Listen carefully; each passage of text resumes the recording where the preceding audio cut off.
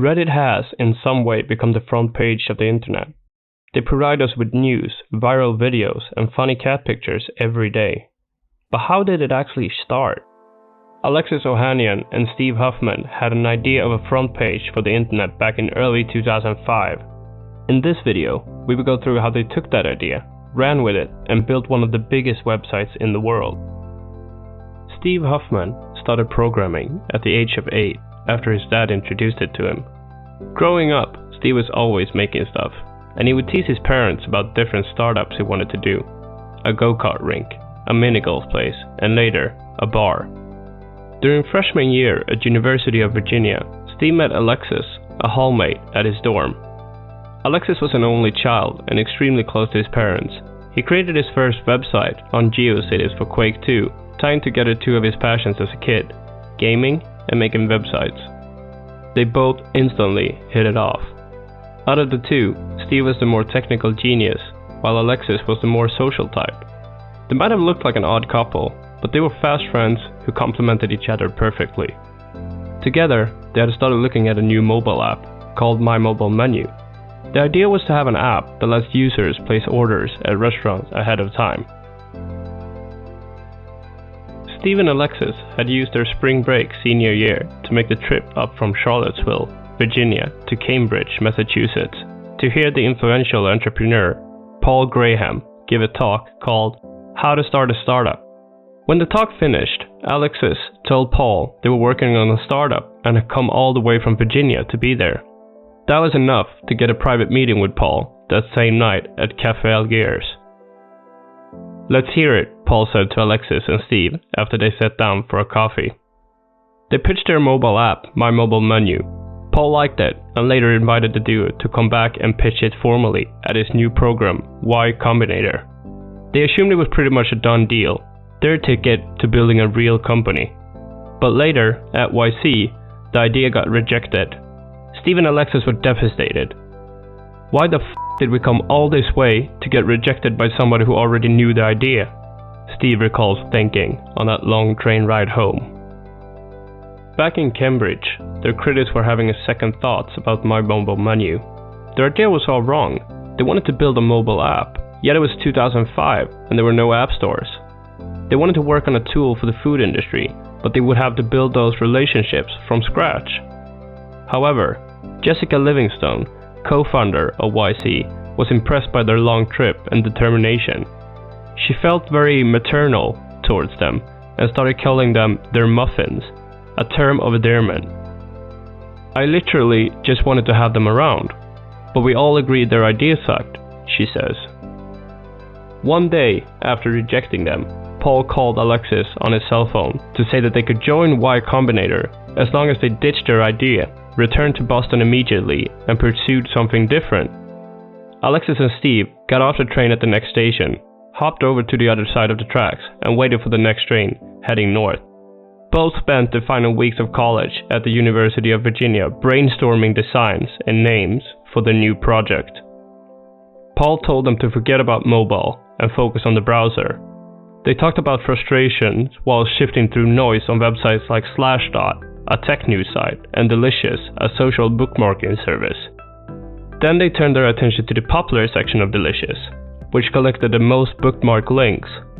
They thought there was something more to be done with that. What the internet needed was a website that highlighted the most shared links, not just the most bookmarked links, making it easier for users to discover content. What the internet needed, the three decided, was a front page. Y Combinator would give them $12,000 to get the project off the ground. Paul and Steve suggested names, but Alexis came up with Reddit in the college library, as in, I read it on Reddit. He also imagined the now iconic Reddit alien logo and stuck with it despite pushbacks from Paul. Steve had only been building Reddit for a couple of weeks, but Paul Graham was already pressuring him to launch the website, arguing Steve shouldn't try to make it perfect right away. Paul was so up our ass, Steve says. But he soon gave in. In late June of 2005, he and Alexis launched Reddit, a super simple version that was a shell of a website with 3 links submitted. The first link ever posted to Reddit, a story about Downing Street memo, shared by Alexis, was downvoted by Steve. Once the website launched, Paul published an essay on his influential personal website, linking to Reddit. The traffic spiked, and so did Steve's temper. "I didn't know he was going to do that," Steve says. The slashed out comments were panning Reddit. This one guy wrote a blog post about how shitty Reddit was. It was a frustrating day. In the weeks that followed, Steve and Alexis scraped news sites and created fake accounts to populate Reddit with links, so visitors wouldn't see a stale page. They asked friends to post whatever they could. Sometime in August, Steve went nearly a day without working on Reddit, a rarity for him. Before going to bed that night, he finally thought to check the site and noticed there was a new content on the front page that hadn't been posted by him or Alexis. That, he says, was the biggest turning point. At the end of the summer, Alexis and Steve moved into one of their YC class members' apartment. Christopher Slow was 25 years older than both Alexis and Steve, but would end up being the first employee of Reddit outside of the founding friends. The three would work together on the site from 9 p.m. until 1 or 2 a.m., while sitting in chairs that had to be taped to the floor because the entire apartment was slightly slanted. Then, Chris, the old man of the group, would go to bed while the others played World of Warcraft until 6 a.m. When he left for grad school in the morning, the founders had just gone to sleep. Then, Alexis and Steve would wake up at 2 or 3 in the afternoon and begin their routine all over again. At the end of 2005, after a long argument between the founders, Reddit introduced what now seems obvious, the option to post comments. Fittingly, the first comment posted was critical of the company. It was also at this time that they got the fourth teammate, Aaron Swartz. Aaron was only 19 when he joined Y Combinator program, but he had already developed a reputation. In his teenage years, he helped create RSS, the ubiquitous tool for news feeds, and later worked for Created Commons. He joined Y Combinator to work on Infogami, a website for building websites, and later agreed to merge his company with Reddit, helping the founders on their site in exchange for some help on his own. He eventually squeezed into the 3-bedroom apartment with Chris, Alexis, and Steve in February of 2006. Behind the scenes, there were plenty of drama. 1 month after launch, Alexis' girlfriend had an accident in Germany and fell into a coma. Later that summer, he found out his mom was diagnosed with terminal brain cancer. In those crucial early months at Reddit, Alexis had to juggle his family issues with the demands of a startup. "I spent so many hours at my mom's bedside, laptop in hand, motivated by her strength and love, that I had no choice but to keep pushing forward," he says. By spring of 2006, Chris had moved into an apartment with his girlfriend and was focusing more time on finishing his PhD. Aaron, Steve, and Alexis moved into another 3-bedroom apartment in Davis Square, but Aaron's behavior shifted. He would go days without coming out of his bedroom. Some close to him say that he was frustrated by the lack of traction for Infogami compared to Reddit. There was also a constant struggle trying to keep up with the competing websites. One of their biggest competitor was Dig, and from the get-go, they had a lot more media attention. Steve says, "It felt like it was on the verge of collapsing. Dig was kicking our asses. There was a bazillion other sites doing what we were doing. Me, Alexis, and Paul came to the conclusion that we should sell this thing before it was dead. Let's get some money out of this thing before it falls apart." The first time Kurush Kurakami looked at Reddit, he was struck by a post someone had written about R2-D2 and Chewbacca were actually the central characters of the Star Wars series. "I was a Star Wars geek and thought it was fantastic," he says. Kurush had heard about Reddit from his wife, who had heard about it from her friend Rachel, a writer at Wired who had met Alexis. At the time, Kurush was in charge of mergers and acquisitions for the media giant Conde and Nast. My mandate was to find cool digital companies that could help Conde Nast Digital grow, he says. My bosses wanted me to find something in hot new areas like social networking and community-driven stuff. Reddit seemed promising. It had a growing community, though Kurush admits now he might have been fooled by the fake accounts.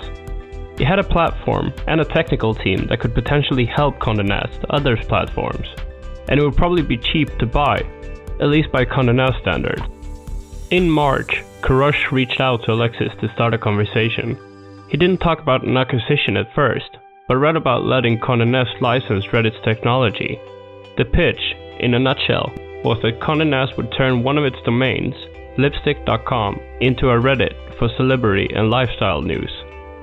Conde Nast offered to pay $10,000 a month to the Reddit team, mostly to keep the team from pursuing other acquisitions deals. That sounded like a fortune to the founders, so they agreed on it. We were like, oh my god, we could last forever on this, Chris says. The result, as Kurosh describes lipsticks, looked like Reddit, but pink. Several months earlier, before Chris or Aaron joined the team, Steve and Alexis had held acquisitions talks with Google and Yahoo. Google liked the founders and made a small offer, more or less an acqui-hire. Yahoo was less impressed and characterized Reddit as a rounding error. Conde Nast finally made an offer in summer of 2006, after Kurosh had completed a time-consuming deal to buy Wire.com. Talks dragged on for months. The founders shopped Reddit around to other companies, including Washington Post, Newsweek Interactive, and the New York Times. We talked to the New York Times a bit, Steve says. We left thinking, these guys are so stupid. They're dead. We were trying to hold back laughter about how they were. Most of the team were ready to take the Conde Nast deal, but sources says that Aaron didn't want to sell and work for a corporation.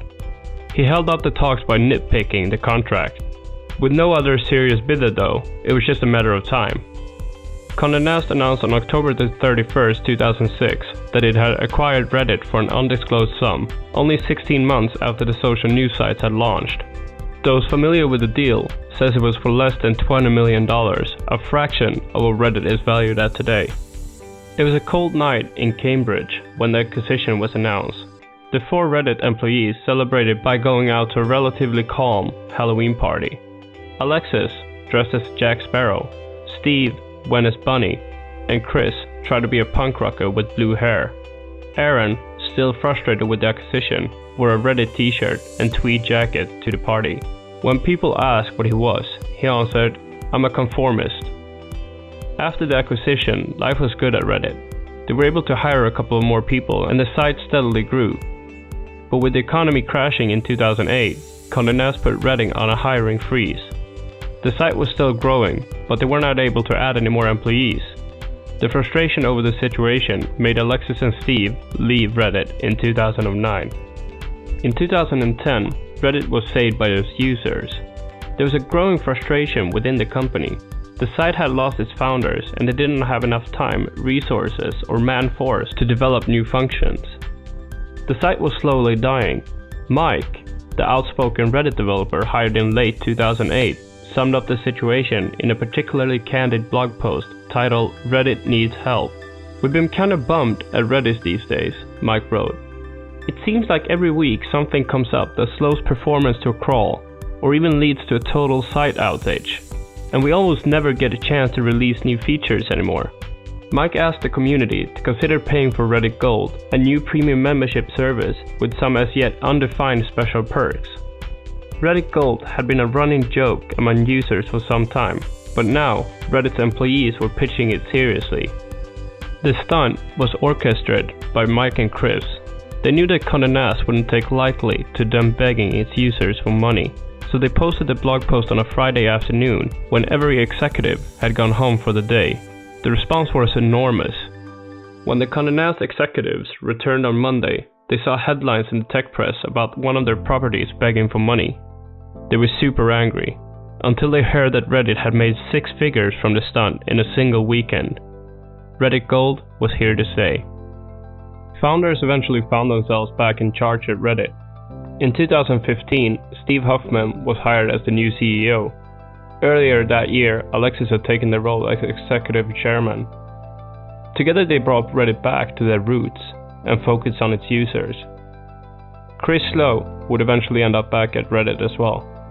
And today, he serves as the CTO of the company. After the acquisition, Aaron kept working for Conde Nast, but at the end of 2006, he disappeared from the office for a month and surfaced in Europe, which eventually led him to being fired from Reddit. Aaron resumed fighting big corporations rather than working at one. He led the charge against the Stop Online Piracy Act and championed the need to keep information free in the public domain. The latter got him into trouble. He was arrested in July of 2011 for allegedly hacking into an MIT database and downloading more than 4 million academic articles. Federal prosecutors planned to take Aaron to trial in early 2013, threatening him with up to 35 years in prison. On January 11, 2013, nearly 6 years after he was pushed out of Reddit, Aaron committed suicide in New York. He was 26 years old. Today, Reddit is one of the biggest websites in the world. They have over 330 million users, with 27 million monthly active users. There are over 58 million votes on Reddit every day, and over 2.8 million comments posted. In a sense, it has become the front page of the internet, like Steve, Alexis, and Paul imagined back in 2005. Thank you for watching, and I hope you enjoyed this video. If you did, please hit that like button. And if you want to see more of the same content, hit that subscribe button.